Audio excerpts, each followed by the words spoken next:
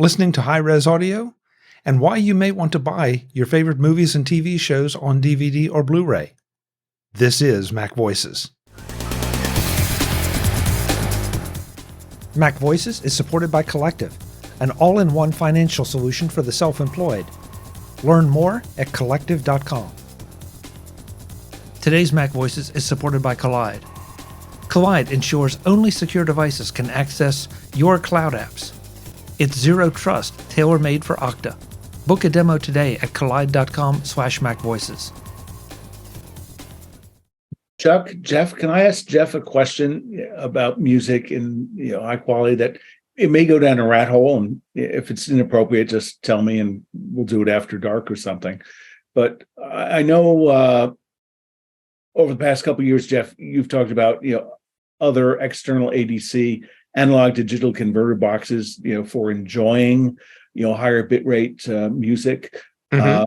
Also, I know you've also talked about various HomePod devices. What's your current status? Are you listening to some of the high res Apple Music through your ADC to some sort of external speaker?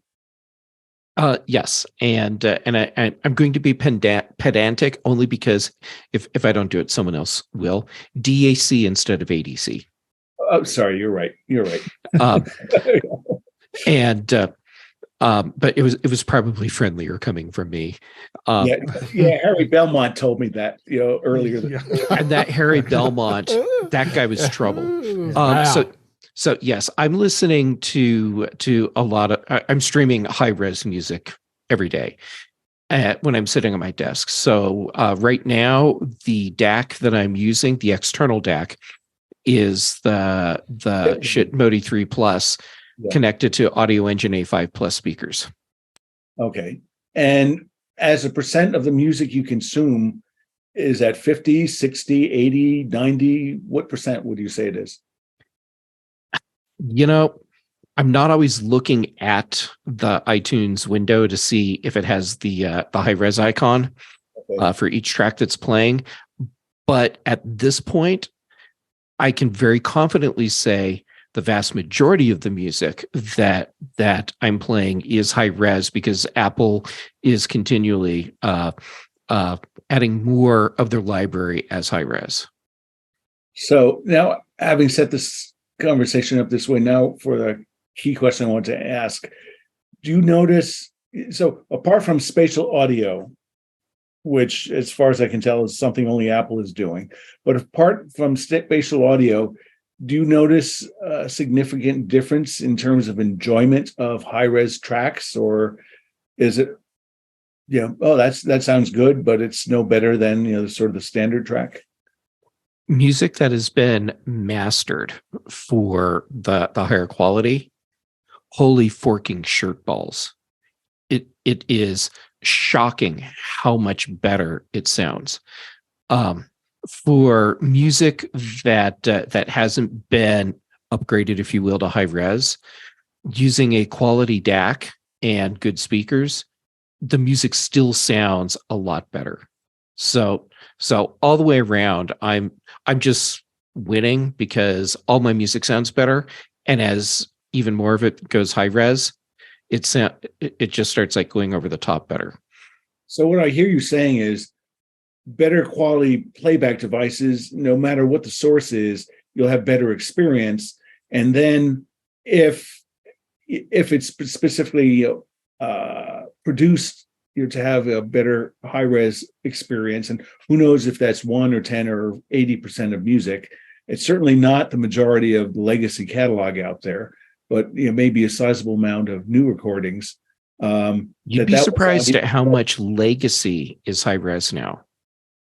There's been a lot of work over the past few years to take these masters from all these old recordings and remaster them for high-res audio.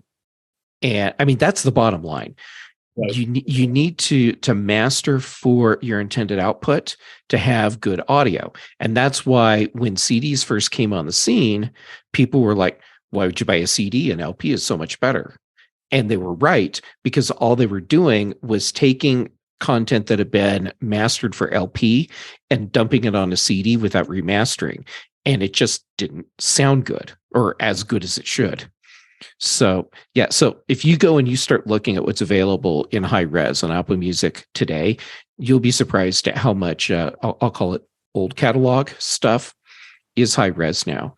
And for some of these albums, that when they go back and remaster them, I mean, it's shocking just how much more is in the music that you just couldn't hear before, because whatever medium it was being mastered for originally, you would just lose stuff, and it's back in now. Jeff, yeah, I'll second that, because I mean, my musical tastes are very much not mainstream, and I am constantly surprised at how much has that little lossless tag on it in Apple Music, and obviously pleased too that it is there. But yeah, it is not necessarily a now going forward, or even just the major hits or the really popular artists. I don't know how or why it's being done, whether it's just that's a way for the artists to make more money or the labels to make more money. But at the end of the day, we're benefiting from it because we're getting more and more in lossless. Chuck, have you invested in an external DAC? I have. Jeff infected me, and I too have the Shipmodi 3 and the A5s that are behind me, and that Jeff has. One of us. And I tell you, he's not wrong. It is staggering just how good some of those things sound, as opposed to just an MP3 or maybe a recording that I ripped from a CD. It makes a big difference. Yeah, Mark, think of it like televisions. So it's TV for your ears. You can have a movie that's rendered super high quality, but if you go out and buy a $100 no-name brand television, the little computer that's inside there that actually renders the signal back for the display is not nearly as good as the little computer that's in the $5,000 television that's like the best on the market. And so the image just doesn't look as good on the crappy television. And with music, it's the same thing. The DAC that's in your computer, it's fine. It's a good DAC. But when you go to an external DAC, a quality external DAC, that little computer that's in there, the way it's rendering out the music for you gives you a better sounding experience. Yeah. So, and it was a day, I would think that normally that a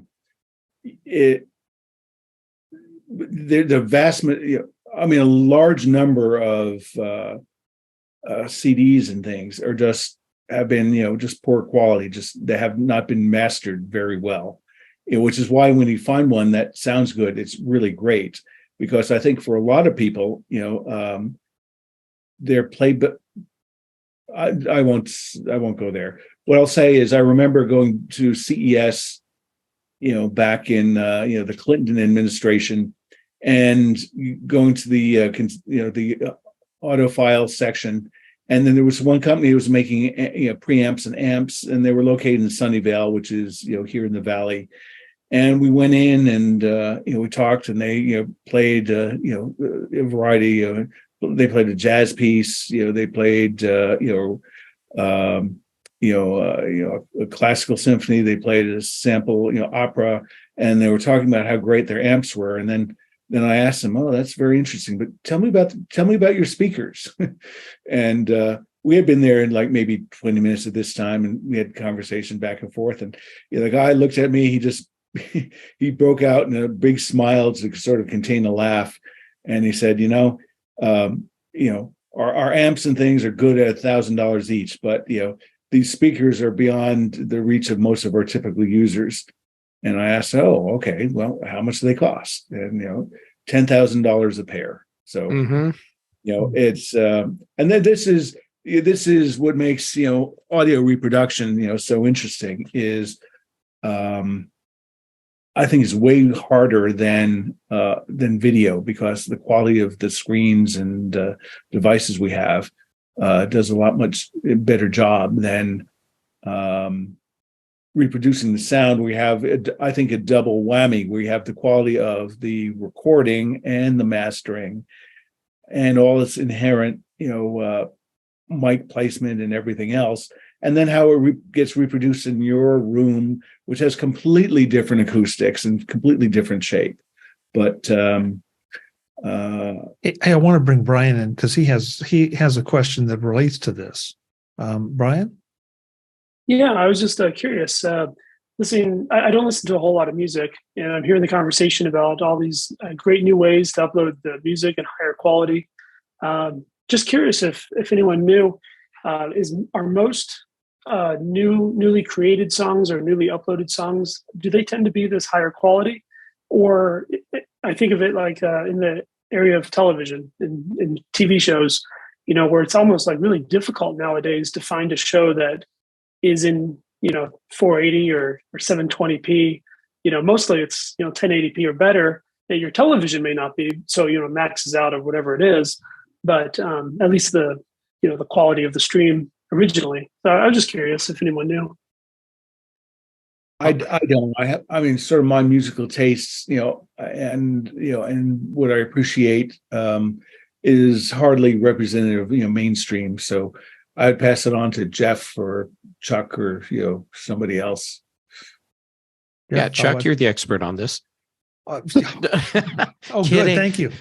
Right under the bus. So that's a really good question. Okay, so Brian, what's happening is with the technology we have today, you can master for multiple target platforms simultaneously now. So what you'll find is that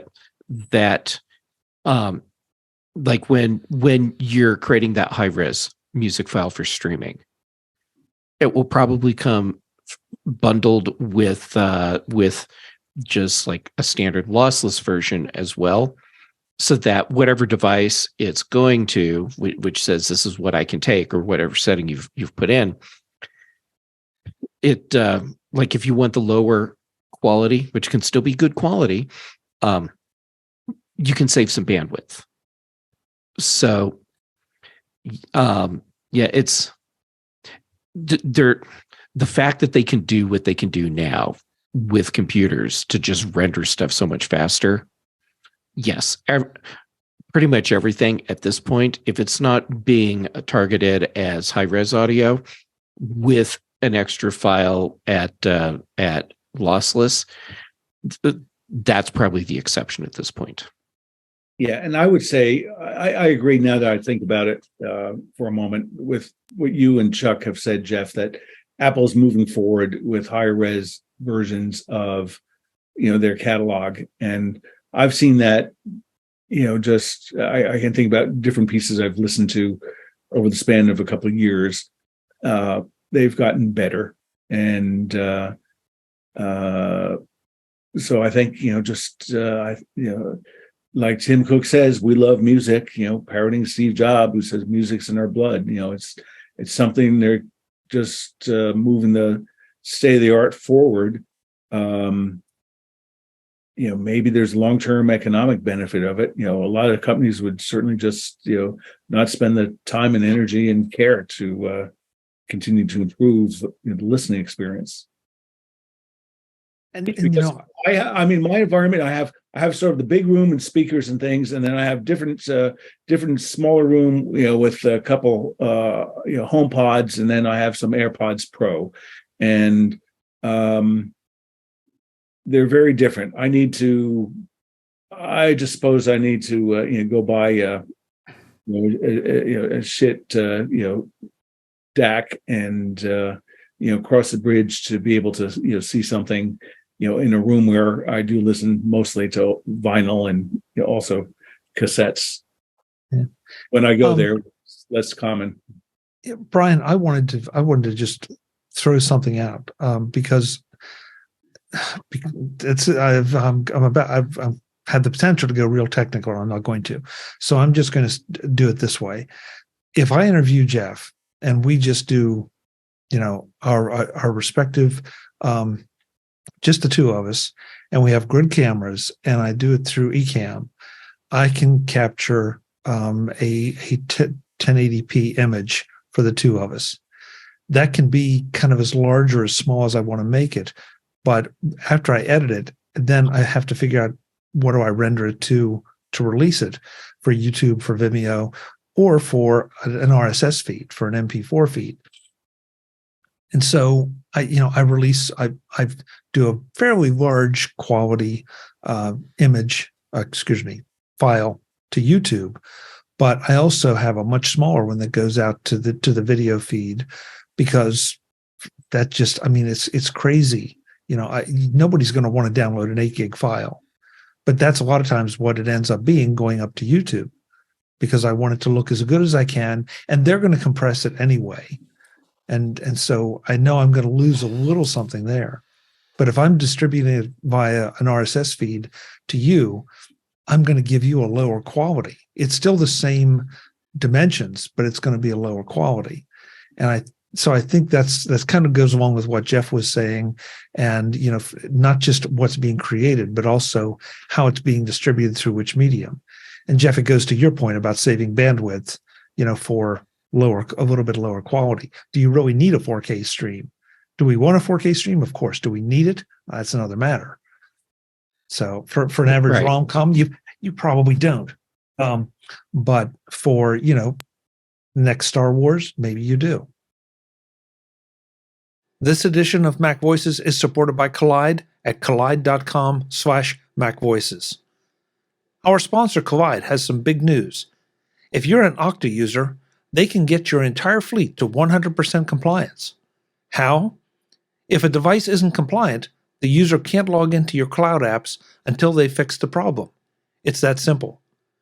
Kolide patches one of the major holes in zero trust architecture, device compliance. Without Kolide, IT struggles to solve basic problems like keeping everyone's OS and browser up to date. Unsecure devices are logging into your company's apps because there's nothing there to stop them. Kolide is the only device trust solution that enforces compliance as part of authentication, and it's built to work seamlessly with Okta.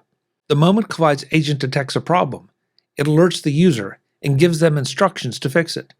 If they don't fix the problem within a set time, they're blocked.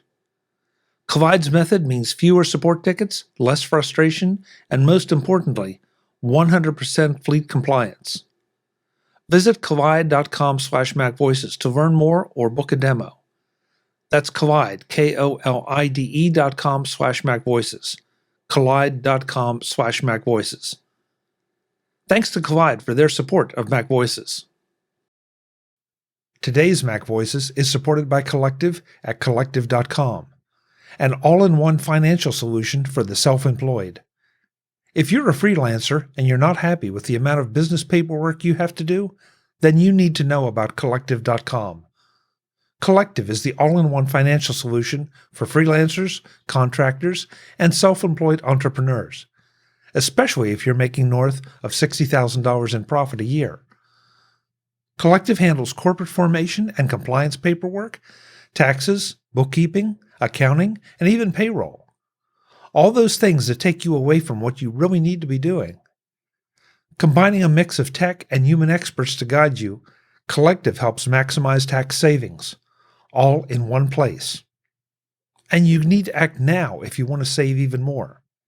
If you've made money this year but don't have an S Corp election, right now through June 30th, Collective can save you thousands of dollars on taxes in 2023 because they're able to backdate your S Corp election to January 1st.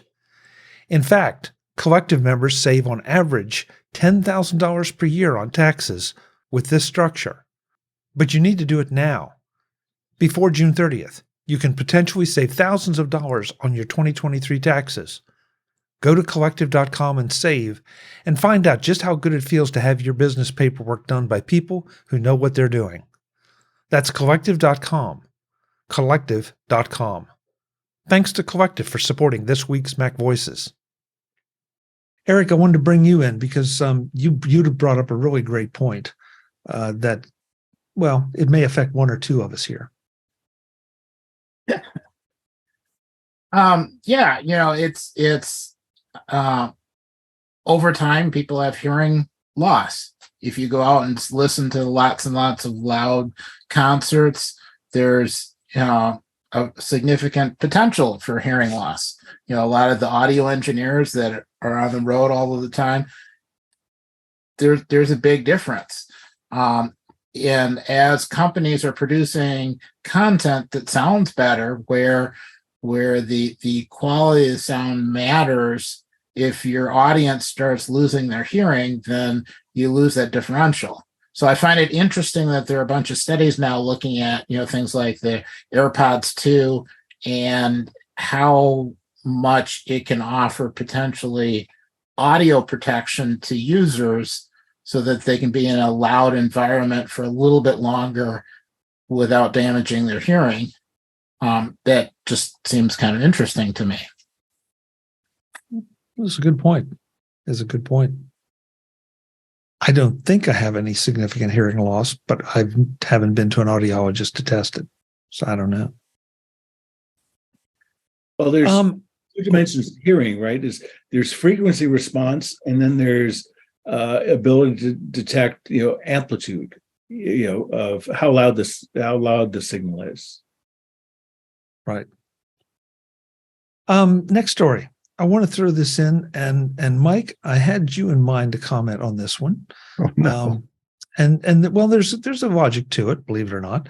And this is Netflix ending the DVD and the mail service, which is interesting. And the reason I wanted you to comment on it, because I know your wife runs a store, and you all deal in manga and related things. I'm curious to see, how do they distribute? Do they distribute on DVDs, or do they distribute? I don't know. I mean, I have streaming, obviously, for some channels, but is the DVD still alive and well in that world? Oh yeah, a lot of it is streaming. Obviously, Crunchyroll is a very popular streaming service for anime. But it's interesting. I just read an article about this not too long ago, that there's been a resurgence of interest in DVDs and Blu-rays of anime series. And the reason is fans are finding out that these shows don't have a permanent life on the streaming services. Just like we're finding out of some of our favorite movies. I get emails almost every day from the services that I use that said, "Oh, by the way, this movie is going away. Oh, I haven't watched it yet. It's in my watch list. I haven't watched it yet. I got to watch it." No, I'm not going to watch it. But they are constantly churning the shows, television shows and movies that are on these services. And what do you know? The kids are figuring out that the shows that they love aren't always there and available. So there is a lot of interest in DVD and Blu-ray. We, in particular, don't happen to sell a lot of it, but we do a fair amount. Some of the more popular type series we do have. But interestingly, as much as comics and books are going digital, one of the number one sellers in our shop is manga, the printed version of the Japanese comics that we sell. Number one seller, because everyone wants that hard copy. Why? For collectability reasons. If you have, if you like with movies, if you have a digital copy that you paid for, and the service decides to remove it, and you no longer have access to it, what did you pay for? If you have a physical copy that you paid for, you still have that physical copy. Same thing with comics, manga. If you have a physical copy, you will always have that physical copy until or unless you decide that you don't want it and you give it away or sell it or what have you. I think there's a good argument to be made for the collectability of physical goods. Sorry. I still buy CDs. I buy CDs and rip them. Or I use Amazon's auto rip service and I just get the cups. Sorry, Jeff. I don't listen to high quality audio. But if you're listening to something that makes you happy, that's what matters. My very first CD ever, I think I purchased it was either in fall of 85 or spring of 86, was Elvis Presley's album Elvis, which was released on CD in mono. And one of the main reasons I brought it back to my dorm and I started throwing it around because we all heard about how durable CDs were, right? I'm like, look how durable this CD is. I'm throwing it around. And what do you know? It got scratches all over it, but it still played. It still played. Mike, go ahead. Sorry. I promise. This is going to be a different topic, but I frankly, like Mark posted in the chat, I didn't even know Netflix was still distributing DVDs. I think it was kind of like a lost thing. I had thought they'd stopped years ago. But the as far as the DVDs go, I mean, yeah, I think I agree with Mike. I mean, there's so many people that like to have the physical copy of DVDs. I mean, I just had a family member passed away, and there was a huge collection of DVDs, and I was like, I want to grab these and see if if they're anything real good, and maybe I can rip them, put them in my Plex server or wherever, and because I now own them, they're mine. But it was interesting to see that there's so many DVDs out there, but they're still making them. But you also go into Best Buy or any places that were selling DVDs, they're nowhere to be found. Now vinyl is out there now because you see that. I mean, I was just in the store in the Best Buy and saw they held a small little section of vinyl, but you don't see DVDs anymore. So it's interesting. But streaming is here, and it's. But I agree with you that we got to have. There are people that like to have physical copies of a DVD. It's going to be interesting to see how it disappears. I mean, then we haven't even talked about Blu-ray. I mean, Blu-ray is the big. It is still big, and still a lot of people still like them. And I don't even know if Netflix was renting those or anymore. But Blu-ray is another medium. It's still as popular as ever. Yeah, I buy all my movies on Blu-ray. Quite frankly, yeah, I buy them on Blu-ray, and preferably Blu-ray with a digital or a DVD copy and a digital copy, all for one price. So, it's hard to justify $14, $15, $20 for a digital copy of a movie when I can get the Blu-ray, the DVD, the digital copy for less. Mm-hmm. You're right. I mean, there's and so if many. You have a Plex server, yeah, there you put go. it on there, which I do. Mm-hmm. Hey, Mark, my Mac Studio makes a great Plex server. Yeah, Mark has to go. So, Mark, I'm going to say thanks for being here. Appreciate it. Where can folks find you when you're not here? At at Twitter at MarkFuccio, all lowercase, all one word. Great. Thanks so much for taking the time to show up tonight. We really appreciate it. Okay, everyone, carry on. You have a lot of great topics. Good See chat. you next time. Okay, bye-bye. Mark. I definitely want to make sure that Brian and Eric, but they both threw some good points in our chat, and I want to make sure they make them. So, Brian, yours had to do with just the ability to stream. Yeah, I mean, a lot of streaming services do allow for, you can download ahead of time type thing, but not all of them do. And depending on which, plan you purchase or subscribe to, you may not be able to download ahead of time. And even then, it might be limited how many episodes. But yeah, if you're going to go in an area without good internet service, it's great to have that physical medium to be able to, put that Blu-ray or DVD in and enjoy without a strong internet signal. I mean, I'll add another point.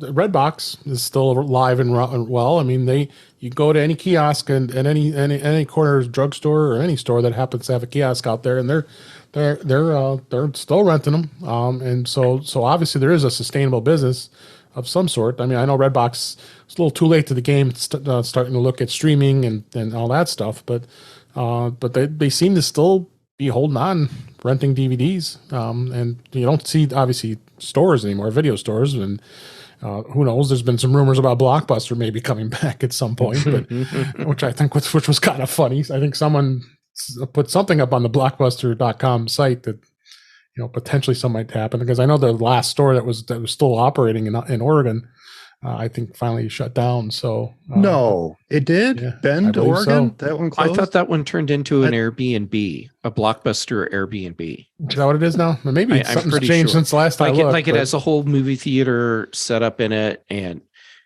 I thought that was still open. It might be. I thought heard news that they were shutting down, but maybe I'm wrong. Yeah. In addition to the red boxes, even a lot of local public libraries too. There you go. You Libraries. can check out your DVDs, Blu-rays. Yep. No, still open. It is okay. I thought they had talked about it. And it's still an Airbnb. So that's what I think. That's what I thought it became an Airbnb as well. The world will be a much, much sadder place when that closes. Yeah. Where will we stay in Bend? That's right. Eric, you bring up you opened a Pandora's box here, and we could get into a real big argument over one particular movie. But go ahead and make your point, because I think that too is an interesting one. When you have a physical copy of a movie, it plays the same way each time. Mm-hmm. So as streaming services buy content, a lot of times it gets edited, either because whatever the streaming service is has a certain level of violence, or it's a family thing or whatever, or modernizing it and taking out objectionable content, or just removing something. It changes. Or letting George Lucas put his hands on it. Yeah. And I mean, there are a bunch of Disney examples where freeze framing the animation gives you different results in the original copy from later copies when they found out what people put in and it got taken out, or, things like that. Or as over time, as additional movies are added, maybe it's the perception isn't quite the same to have certain things happen, so it gets adjusted, and they put out a new version of the movie. So if I get a movie I like and I want to see it again and I don't want it to change, then I want a physical copy of whatever that content is, because then I know when I go back to it, it will all still look the same and have the same content that I remember. And it won't have a replaced song. It won't have, because of licensing. I mean, that happens with TV shows that get put out to DVD, where they will replace some of the audio. Yeah. Because of licensing or something. And yeah. WKRP in Cincinnati was, I think, a big one for that, where, on air, they were all the tracks you knew from that time period that were hot. And when they came out on DVD, it was like, what is this? And Happy Days. Happy Days was another one that got affected by that. Oh, okay. Yeah. They didn't have the licensing for the music. I expect the answer among this group is going to be a much higher response, positive response when I ask this question. But how many of you have the original theatrical release of Star Wars Empire Strikes Back and Return of the Jedi on DVD? I do. Yeah. Because when it got released along with the special edition, I bought them up. Can you find them now? Nope. Can't get it anywhere. So I've got the original theatrical release, not only on DVD, but on VHS as well. So I was going to say VHS. Yeah. Not getting rid of those. Yeah. Hey, I want to make sure everyone knows Frank Petrie is in the chat room. Frank, it's great to have you here. Hope see you, buddy. It's a party now. So, it is. Yep. So look out, the scathing comments are about to come on YouTube. No question. Brian, your comment. I don't know. Were episodes removed from The Simpsons? I was trying to think if it was Simpsons or something else. Maybe it was a different series. I just recall, the certain episodes were taken away, or I don't think it was The Simpsons. I could be mistaken. I think there's a couple episodes of South Park that can't be seen anymore. South Park, yeah. It might have been South Park. Okay. That was Paramount. Looney Tunes. Well, a lot of the it- Looney Tunes stuff, they It's on just put the HBO. disclaimer on the front now, so you can Yeah. see what it was, but you understand that you're watching it in context of when it was made, which I think is great because, I mean, while some of the things are horribly offensive now, Oh, absolutely. just oh my god, the racism in the old Looney Tunes cartoons is just Yeah. off Yeah. the charts. That said, letting people see what was deemed acceptable at that point so we can understand better today why it's not acceptable, I think it's a good thing. Yeah, I agree, Jeff. And there's a whole censorship discussion there that we could go way off the deep Yeah. end on. Yeah. Just by sheer coincidence with this discussion, does anybody remember the Avengers TV series? Not the Marvel Avengers, but Oh, absolutely. yeah, Oh, Diane Ladd, was that her name? No. yeah. Shoot, Barbara I'm, Riggs. I'm Riggs. blank. Riggs, Diana Riggs. Diana Riggs. Thank you. Yeah. Yeah, I did not know this, but I stumbled across it that there apparently was an episode of the Avengers that featured her in basically a very skimpy catsuit, and the only way that it can ever be seen is if you get the British version of the DVDs. Really? That so. I mean, even so, there are all kind of issues here with what gets put in, what gets taken out, what's available, when it's available. I don't know. I mean, maybe I'll have to go back to buying DVDs. You guys may have convinced me.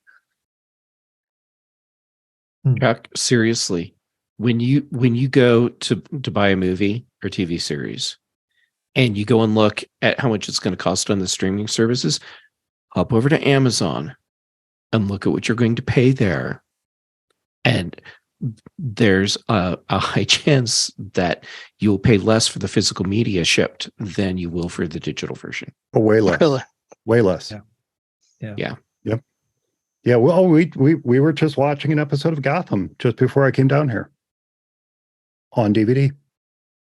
This is why I still have my Super Drive sitting on the shelf, because periodically when I'm buying a movie, it'll show up as a DVD instead of getting it as the digital, and I immediately rip it to my Plex server, and now I have the best of both worlds. I have a digital copy and the physical medium.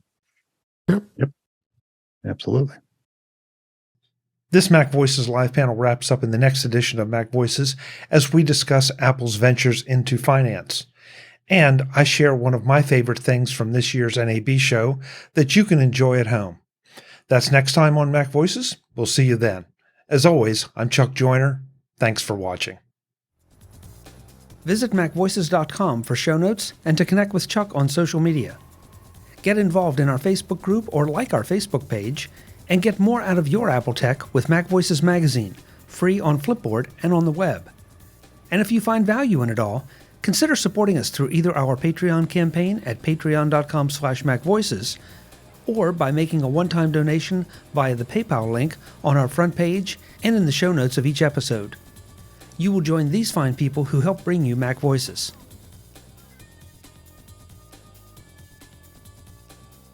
Advertising handled by Backbeat Media at backbeatmedia.com. Bandwidth provided by CashFly at cashfly.com.